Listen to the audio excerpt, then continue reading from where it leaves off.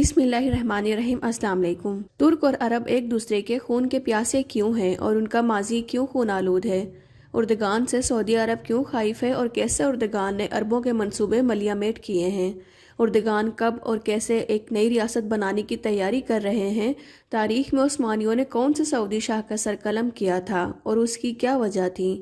नाजरीन, आज की ये वीडियो उन तमाम देखने वालों के लिए अहम है जिन्होंने तुर्की की तारीखी सीरीज देखी हैं। अगर आप इस्लामी दुनिया के दो बड़े ममालिक की तारीख के बारे में ज्यादा गहराई से नहीं जानते तो आपको बता दें कि तुर्की के शहर इस्तांबुल के जिस म्यूजियम आया सोफिया को हाल ही में मुल्क के सदर ने मस्जिद में तब्दील कर दिया था, उसके एन सामने सन 1818 में सऊदी अरब के शाह अब्दुल्ला बिन सऊद का सरकलम कर दिया गया था। सल्तनत उस्मानिया के फौजी शाह अब्दुल्ला बिन सऊद और वहाबी इमाम को एक जंजीर में कर इस्तांबुल लाए थे। जब अब्दुल्ला का सरकलम किया जा रहा था तो एक बड़ा हजूम आया सोफिया के बाहर जश्न भी मना रहा था। आया सोफिया के बाहर शाह अब्दुल्ला की सरबरीदा लाश को 3 दिन तक रखा गया था। उस दौरान सल्तनत उस्मानिया के फौजियों ने उस वक्त के सऊदी दारुल हुकूमत देरिया और रयाज के मज़ाफात में हमला भी किया था। सऊदी अरब तुर्की के साथ अपनी सोलनाक तारीख को शायद ही भूलेगा, क्योंकि जब भी सऊदी अरब अपनी तारीख पर निगाह डालता है तो उसे सल्तनत उस्मानिया का दौर सबसे पहले याद आता है। एक खास तबके के हिमायती मौरिखीन बताते हैं कि उस्मानी हमेशा सऊदियों को एक बदतमीज कबीला समझते थे। अगरचे सऊदी अरब में मक्का और मदीना है और ये दोनों उस्मानियों के मातहत भी रहे। सऊदी अरब के मौजूदा हुक्मरान 84 साला शाह सुलेमान और 34 साला वली अहद शहजादा मोहम्मद बिन सलमान अब्दुल्ला बिन सऊद के ही खानदान से ताल्लुक रखते हैं, जिनका आया सोफिया के सामने सरकलम किया गया था। तारीख हमें यह भी बताती है कि 1932 से पहले 2 मरतबा सऊदी अरब को एक मुल्क बनाने की कोशिश की गई, लेकिन दोनों मरतबा ही सल्तनत उस्मानिया ने उसे नाकाम बना दिया। अब एक बार फिर सदर तैयब उर्दगान सल्तनत उस्मानिया के माजी को जिंदा करने की कोशिश कर रहे हैं, जिसकी ताज़ा मिसाल आया सोफिया है। सऊदी अरब और तुर्की दोनों ही सुन्नी अक्सरियती मुस्लिम ममालिक हैं, लेकिन दोनों की तारीख बहुत ही खूनरेज है। बताया जाता है कि 1500 साल कदीम आया सोफिया मस्जिद से पहले असल में चर्च था।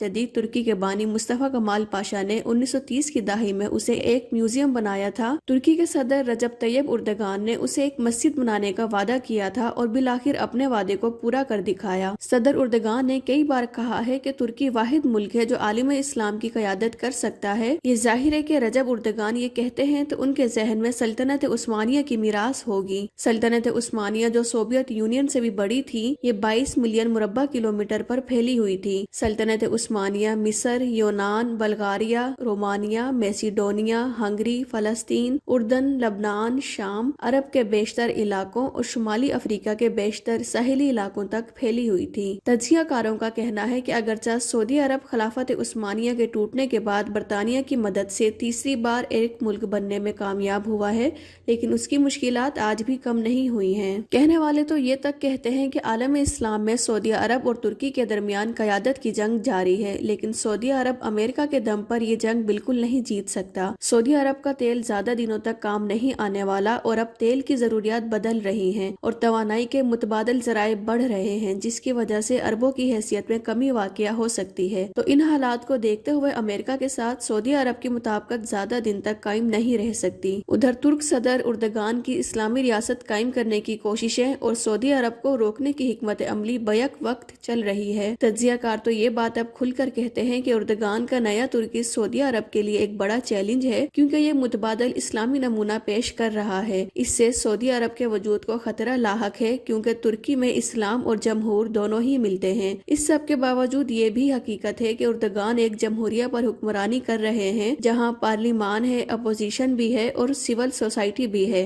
जबकि सऊदी अरब में ऐसा कुछ नहीं। उर्दगान OIC के मुतवाज़े एक तंजीम बनाने की कोशिश कर रहे हैं, जिसमें उनकी कामयाबी ज्यादा दूर नजर नहीं आती। नाजरीन, ये तमाम अवामिल इस बात का वाज़ेह सबूत हैं कि उर्दगान वक्त आने पर नई रियासत कायम करने की तैयारी पकड़ चुके हैं और एक बार फिर से मुस्लिम ममालिक की सरबराही हासिल करना चाहते हैं। लेकिन ऐसे तमाम महरिकात को देखते हुए आप भी हमें अपनी राय दीजिएगा कि मौजूदा हालात में आलम इस्लाम की क़यादत कौन से मुल्क के पास होनी चाहिए, तुर्की के पास या फिर सऊदी अरब के पास? इस अहम मामले पर अपनी राय जरूर दीजिएगा।